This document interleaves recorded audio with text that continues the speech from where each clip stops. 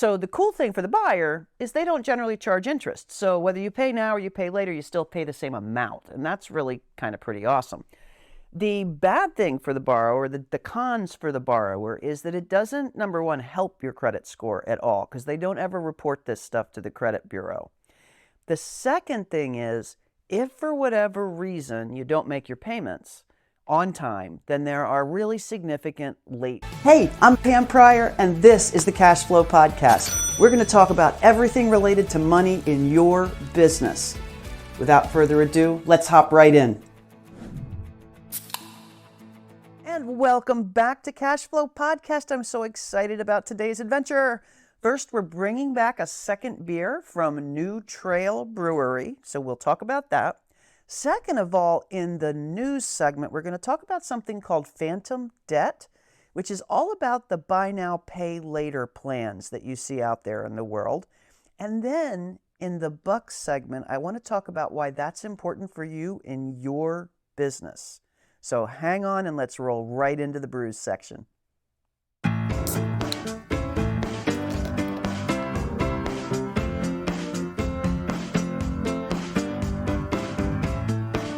And now for our favorite section, the brews section. And like I said, we are back to New Trail Brewing Company, which is in Williamsport.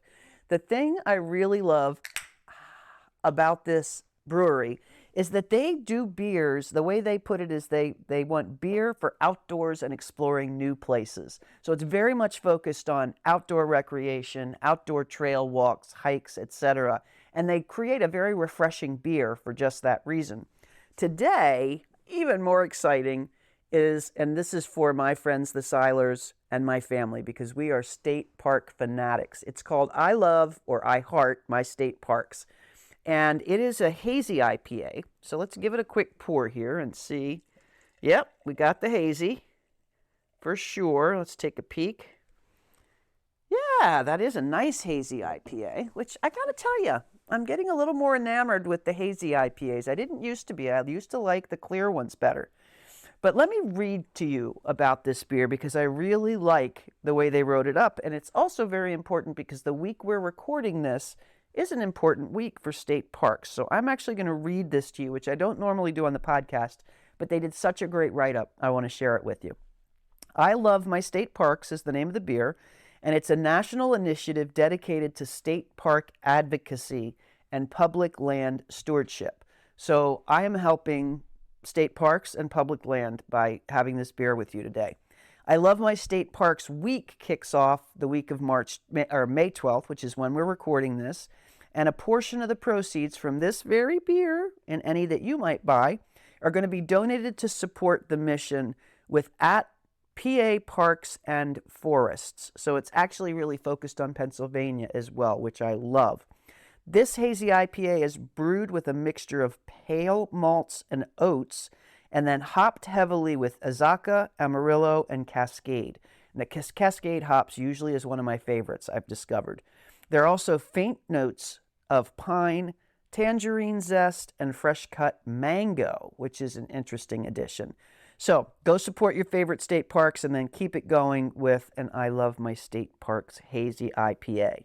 So that is their write-up. Now, my write-up is going to mention that it's a 6.5% ABV. You'll notice I usually drink the beers with the high ABV. I don't know, I just like them better. And it's a hazy, as you know, so let's see here. Yeah, that one's definitely got a slightly citrusy, but not really bitey citrus smell to it. And for taste,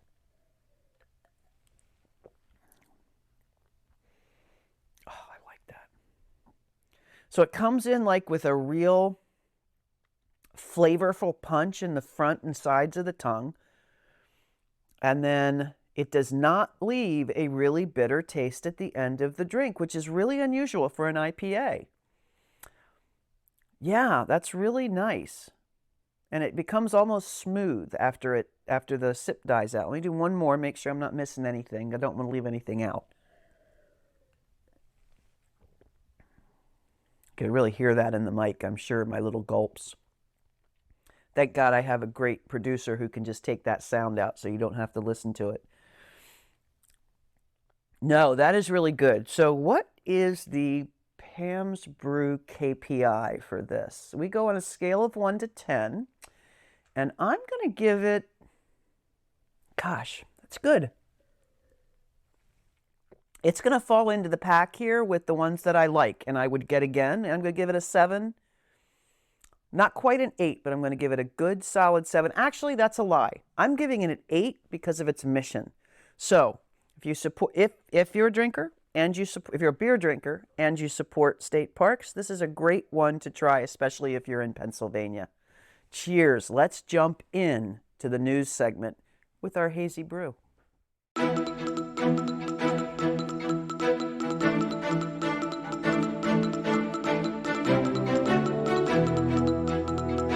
Welcome back to the What's News section. So what made the papers today, and I just have to thank Francis for really tracking down the articles that really make me want to go, ooh, we should talk about that.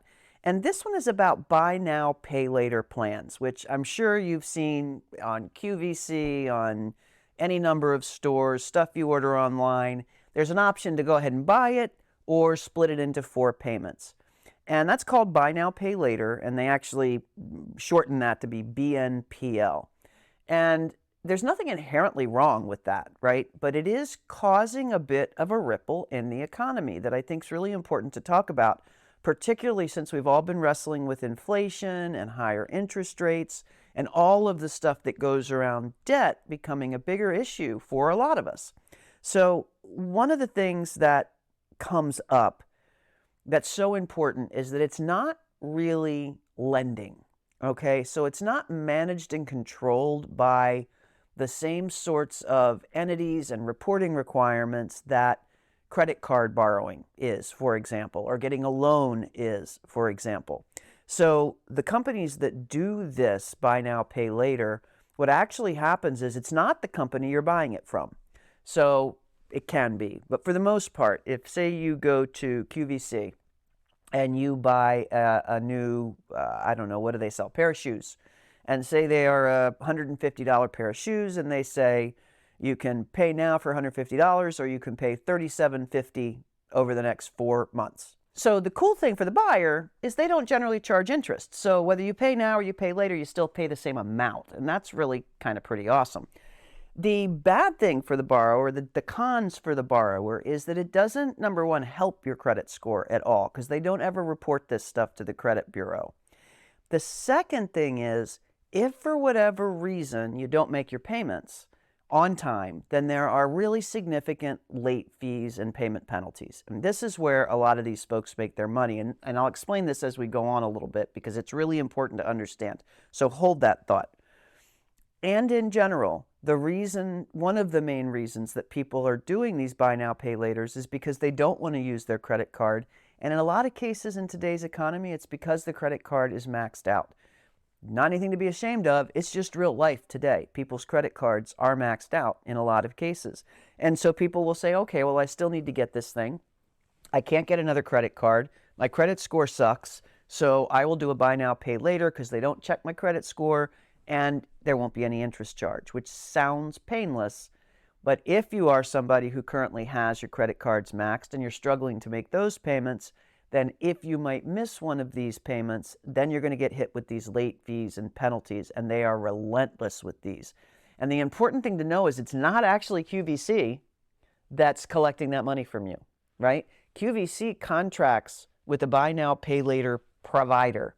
And that buy now, pay later provider charges QVC some money to administer this thing for them. And then they're able to give it to you with no interest. But here's a statistic for you. In this article that Francis found, 43% of the people who are on buy now, pay later payments are currently delinquent on those payments, which means that 1 out of every 2, almost, people who use the buy now, pay later end up probably having to pay a lot more than they ever would have because they aren't making the payments and they're getting some of these payments and fees. So that's something to be really, really aware of if you're going down the buy now, pay later route. The second thing is, because it's not counted as debt, when we talk about the national debt or the national consumer debt in our country, it's what they call phantom debt. because it's not picked up, it's not reported in any of the statistics. And just to give the full impact of that, in 2021, so this is 3 years ago, the top 5 companies doing these buy now, pay later programs lent is not the right word, but had outstanding $24 billion in sales. Okay, so this is not small. 24 billion is not a blip on the radar. 24 billion is a real number. And if you think about it, if they're saying 43% of that is delinquent, that means around 10 billion or so is getting charged late payments and interest fees, and these buy now, pay later companies are making a fortune off of people who are already in financial trouble. This may sound sneakily familiar to those of us who lived through 2008 and 2009, when all of a sudden anybody could come borrow money and the banks just poured it into them, and then all of a sudden said, oh, we're going to sell that to somebody else now, and it was never going to be collectible at all anyway. And we had a major banking crisis. Okay, now I don't think this is leading to a major banking crisis in the country, but it is something to be aware of as a consumer to make sure you understand exactly what you're going to be paying for if things go south on this. The second thing about that $24 billion is that's a 2021 number, which keep in mind is 1 year after we were into COVID. That was up 1,000% from 2019. Not 100%, it's not double, it's up 1,000% from 2019, which means 2019 was probably somewhere in the $3 billion mark of buy now, pay later. And it ballooned to 24 billion just after COVID, when, by the way, a lot of people stopped making money and we had to have unemployment cover not just employees, but also contractors. Like, it was hard to live. So people were using this for essentials in their life, and probably got to a point, which is why there are 43% that are delinquent, where those payments couldn't be made anymore. So somebody is making a lot of money off of this. And then the other thing that was an interesting statistic to me, it does sound like from the article that this is starting to slow down now. And we're not quite as many, not quite as much on these buy now, pay later plans, but 7.5%, so 7.5% of all of the holiday spending in 2023 was done on buy now, pay later plans. So it's still a thing, and it's still happening. And the good thing for people with low credit scores is they can get this type of money or this type of a plan. The bad thing for people with low credit scores is it doesn't help improve those scores at all because it's not reported. Let's see, is there anything else of significance? Yeah. The other thing that's happening a lot is people, in order to avoid those fees, now are using credit cards to pay off their buy now, pay later plan. So they're losing the whole advantage of the zero interest. So just be aware that that's what happens with the buy now, pay later plans. They're not necessarily inherently a bad thing, but if you're going to do it, you really want to make sure that you're as comfortable making those payments as you would be making a credit card payment or a mortgage payment or any other kind of a payment. And that'll keep you from getting buried in these. One of the kind of scary stories we found out was that people are stacking up these buy now, pay later things. So they may have, 15, 20, 30 buy now, pay later agreements going on, and they don't even realize how those payments are stacking up until they all of a sudden have to pay, $4,000 or $5,000 a month in payments just to cover those buy now, pay later agreements. Now, this has an interesting twist in our own businesses if you're a service provider, and that's what I want to cover next in our Bucks section. Please hang on for this section if you don't have your clients pay only in full. Really important couple points to cover for you. So speaking of buy now, pay later, I want to talk about service businesses, coaching businesses, teaching businesses that a lot of people are starting now as entrepreneurs.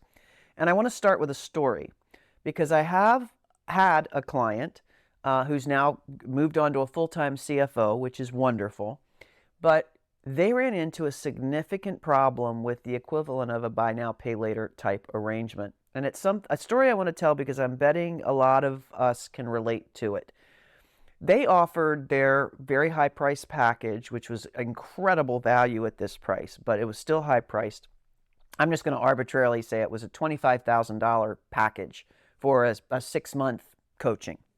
And it was NLP based and an extremely good coaching, and actually, had proven record of taking people through this training, and their businesses just exponentially blew up after this training. So very good value for the money, $25,000.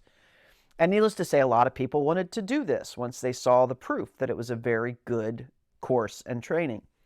And they offered it's not a buy now, pay later, but they said, as a lot of us do, you can pay in full, or you can pay, 6 payments over the next 6 months.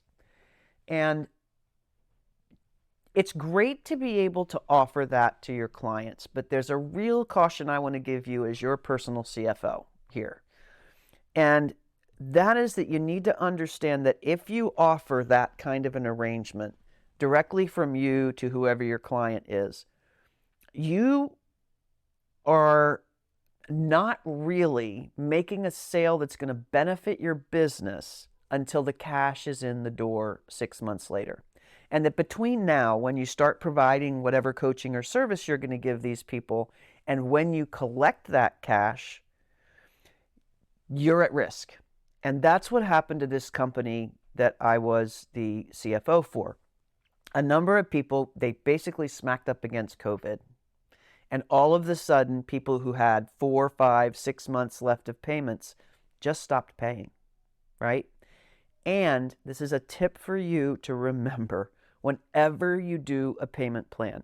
Make sure that the payment plan is completed with still at least half of what you need to deliver left to go, right? Because what happened was these guys gave all of their stuff up front because of COVID coming, and they wanted to treat their customers really well. So these customers got the benefit of what they offered and then just stopped paying. So think about this a little bit differently. Say I'm going to give you 6 months of training, and I'm going to give it to you evenly over 6 months. But I want to give you the option to pay in full. I want to make sure that you're paid in full by the end of month 3, so that you can't decide, had a little bit of leftover burp there from my brews section. So that your customer can't decide on you, oh, hey, I've gotten everything I need out of this. I'm not going to make the last payments. So that's a tip for you to take to the bank. If you're going to give a pay over time option, make sure that that pay over time is half the length at most of the entire amount of the time that you are offering your package or offering your service. So that's just a kind of a side comment. But the thing to understand about that is, even though you've got even a signed contract, it's really not a sale, because the truth of the matter is, if they decide not to pay, you're not going to get the money. And you're not going to spend all the money on a lawsuit to go after them to get the money. What you might do is eventually send it to a collection agency who might get you back 10 to 20% of that money and keep a chunk of it for themselves. So as much as you're able to say, hey, I've got a contract and I'm going to sue and all of those things, you're not going to get that money back. You might get a small pittance back. So you need to understand that that cash is at risk until it's in your bank account. So I just want to make sure you're really clear on that if you're offering an alternative to pay in full, that you are at risk for that money. Now, a couple things that happen that I want to make sure you don't do. One, I've already told you. The second is, if you have salespeople, don't pay commissions on the contract that they've sold until your money is collected on the contract. I had another example of a client who made, I think these were $50,000 sales, and they were paid over 12 months. And the minute that salesperson made the sale, at the end of the next quarter, they got their commission on the entire sale. Now that seems kind of obvious, but in the rush of business, you're going to forget these things, and you're going to think that your clients are the ones that aren't going to shaft you and all of those things. But this guy was out the commissions on a $50,000 sale and never collected on it. So this is something to keep in mind. Don't pay commissions. If you pay commissions, pay them on collected cash, not the contract size. And then finally, you don't really have any recourse. So you're not a lending institution.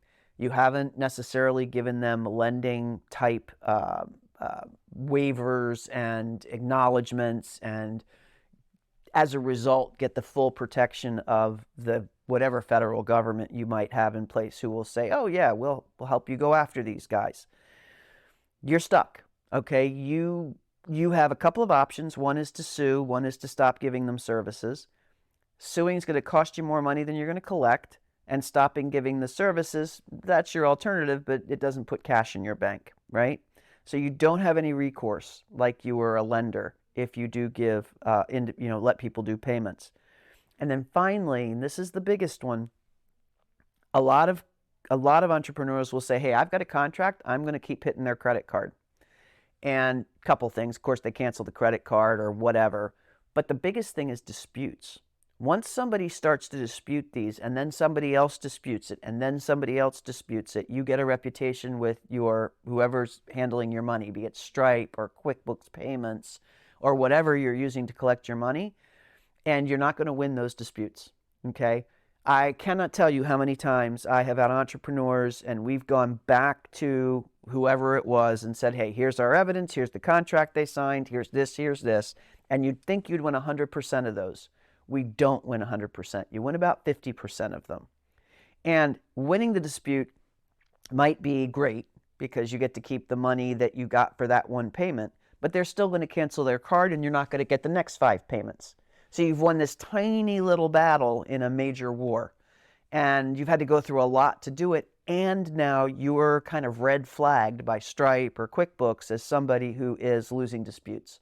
And once that happens, it makes it very hard for you to get your money quickly from those type of companies. Stripe, for example, once they know you're a high dispute risk, is they will just start to hold X amount of your money, like almost like a letter of credit or a savings account that you have to keep with them, and they're not going to give you that cash until a certain amount of time expires, and they know that you're not going to get disputes. So it can really mess you up from a cash flow standpoint as a business owner. So while it is okay to offer, payment plans for people, be aware that you're not a bank, so you're not going to get bank-like protections, and definitely make sure you collect the bulk of that money before you deliver the bulk of your service. That's the way you can stay out of trouble in your business. This problem has shown up in so many people I've talked to. When I talk to people at events and hallways and things like that, this is a very common problem that they ask me about. What can I do? I've done this. And the answer is you really can't do anything except change your payment plan in the future. You can do these few things. They'll cost you money. You may get the money back. You may not. But you're putting yourself in jeopardy in whatever you do. Don't pay commissions until you've collected the cash. So those are my big tips. Always have the payment plan be at least 50% or at the very most, 50% of the time that your full program is, so that you collect most of your money before you've delivered your product. And then the second is make sure you don't pay commissions on anything until the cash is collected. So there you go. A full wrap on today's episode, and we will talk to you next week. Thanks so much for watching the Cash Flow Podcast with us. We want to bring more and more of this to you, so please like, share, subscribe, comment, so that we can keep bringing more of this content to you.